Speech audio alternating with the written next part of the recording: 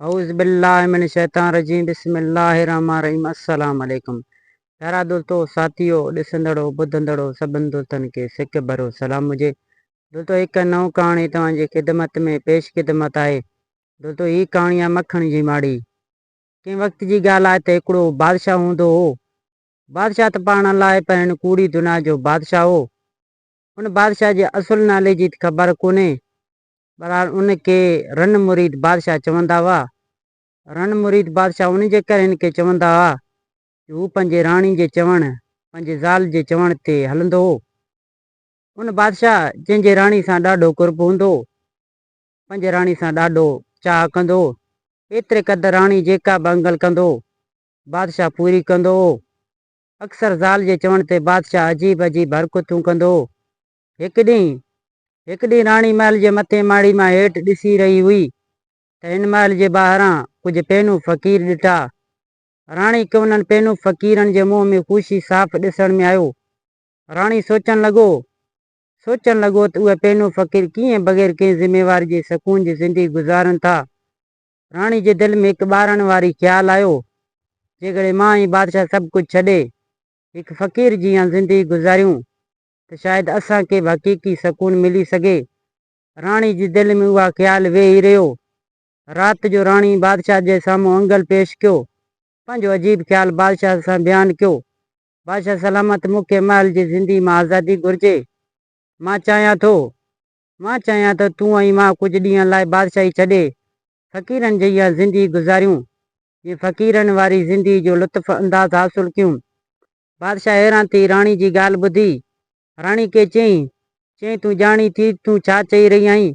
राणी, फ़क़ीर बणजण को ख़्वाबु नाहे। ही को ख़्वाबु नाहे। अहिड़ा माण्हू पंहिंजे रोज़ी लाइ दर पदर पिनंदा आहिनि। पर राणी पंहिंजे ज़िद ऐं अंगल ते क़ाइमु रही।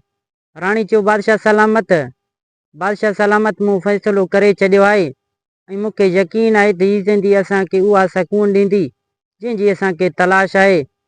बादशाह पंहिंजे ज़ाल जे ख़ुशी लाइ कुझु वक़्त ताईं खे सम्झाइण जी कोशिशि कंदो रहियो, पर आख़िरकार हिन राणी जे ज़िद जे अॻियां हथियार फिटा करे छॾिया।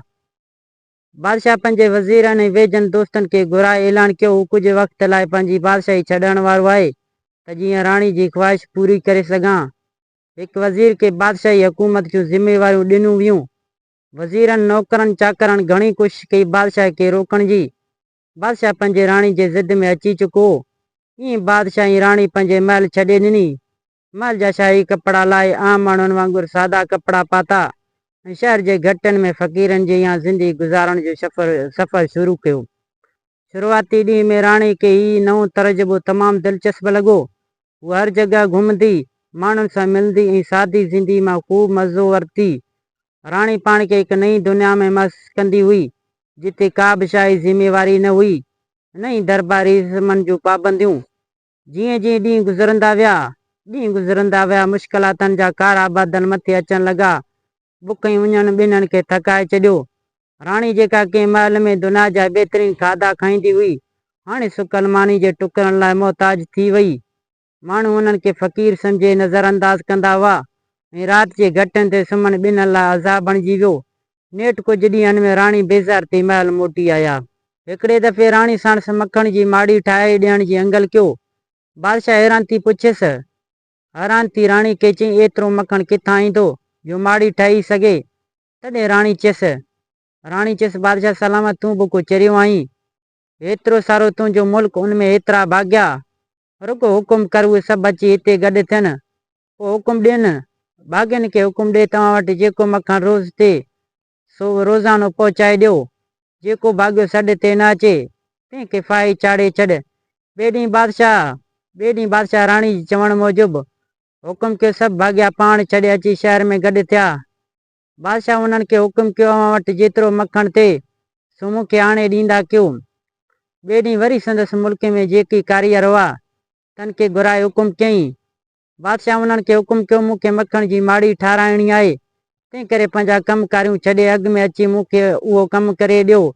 राज़नि जॾहिं उहा ॻाल्हि ॿुधी तॾहिं पाण में सलाहूं कयूं। हिन चरे बादशाह में चङा अड़ियासूं, पर हाणे मुड़ी का खेॾ करे हिन मां जिंद छॾाइणी आहे। सो हिकिड़ी सलाह बीहारे गॾिजी बादशाह वटि हाज़ुर थिया ऐं खेसि चयूं, चऊं साईं हाणे झटि करे माण्हू घरायो, हली चरियूं खणनि ऐं मखण बची त कमु शुरू कयूं। बादशाह जे हुकुम मां चरियूं खॼियूं वियूं, मखण बची वियो। राज़नि मखण खणी चरियनि में विधो ऐं कम सां लॻी विया। अञा सुबुह जी महिल हुई, ईअं करे मखण अञा सख़्तु हो ऐं उन जे करे चरियनि में पई हुई। सिज मथे चढ़ी आयो, सिज मथे कान्हे चढ़ी आयो, ओसारी पई हले। राजा कम सां लॻी विया, पर जॾहिं सिज उभरियो, सिज मथे खॼी आयो त मखण अची रिझणु शुरू कयो ऐं समूरो रिझी वियो। राजा हिकदमि बादशाह वटि पहुता ऐं केस चयऊं, बादशाह सलामत, बादशाह सलामत, मखण समूरो सिज जे तपश जे करे रिझी वियो आहे, हाणे छा करणु घुरिजे। तंहिं ते बादशाह हिकदमि पंहिंजे घर आयो। राणी खे चई, तूं त चयो मखण जी माड़ी ठारा, सो कमु पियो हले, पर ॻाल्हि इहा आहे त मखण समूरो रिझी पियो वञे, हाणे छा करणु घुरिजे। राणी बादशाह खे चयईं, बादशाह सलामत, ॾाढो कर चरियो आई, हे हेतिरा सारा पखी जे तुंहिंजे मुल्क में आहिनि, तिन खे खणी हुकुम कर, सभु अची गॾु थियनि ऐं पंहिंजा पर पखेड़े बीहनि, उन्हनि जे छांव में माड़ी तयारु कर। बादशाह पखियुनि खे गॾु थियण जो हुकुम ॾिनो।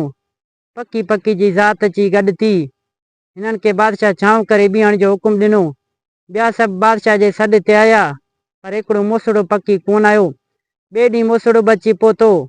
बादशाह मुसड़े पखी खां पुछियसि, अड़े मुसड़ा, ख़बर ॾे काल छो कोन आई। मुसड़े जवाबु ॾिनो, साईं काल असां वटि पंहिंजी बरादरी जो आचार हो, तंहिं करे न आयुसि। बादशाह पुछियसि, वरी कहिड़ो आचार अची फाथो हो। तॾहिं मुसड़े पखी जवाबु ॾिनो, साईं असां पंहिंजे पाण में अची टकरियासीं। हिकिड़ा चवनि था त मुड़ुस घणा आहिनि ऐं ॿिया चवनि था त ज़ालियूं घणियूं आहिनि। तंहिं ते बादशाह पुछियो, नेठि छा थियो। मुसड़े पखी चयो, साईं गणप कयोसीं, जेके मुड़ुस ज़ालनि जे चवण ते लॻा, उन्हनि खे बि घणियोसीं ज़ालूं करे, उन्हनि करे ज़ालूं वधियूं वियूं। बादशाह दिलि में ख़्यालु कयो, आऊं ही माड़ी पंहिंजे राणी जे चवण ते ठारायां पियो, सो उन ॻाल्हि में आऊं बि सचपुच ज़ाल थियुसि। सो यकदमि राज़नि खे मोकल ॾेई छॾियईं। महल में वञी राणी खे चङी जुट कयईं। आख़िर राणी पंहिंजे अजायल अंगलनि खां तौबा कई ऐं बादशाह पंहिंजे मुल्क खे संभालण लॻी वियो। दोस्तों, उमेद कयां थो त हीअ कहाणी तव्हांखे ज़रूरु पसंदि आई हूंदो। कहाणी पसंदि अचण ते हिन वीडियो खे लाइक कंदा। जेकॾहिं तव्हां असांजे यूट्यूब चैनल ते नवां आया आहियो, चैनल खे सब्सक्राइब करे घंटी जे निशान ते ज़रूरु क्लिक कंदा। दोस्तों, मिलंदासीं नई वीडियो में, हिन वक़्तु अल्लाह हाफ़िज़।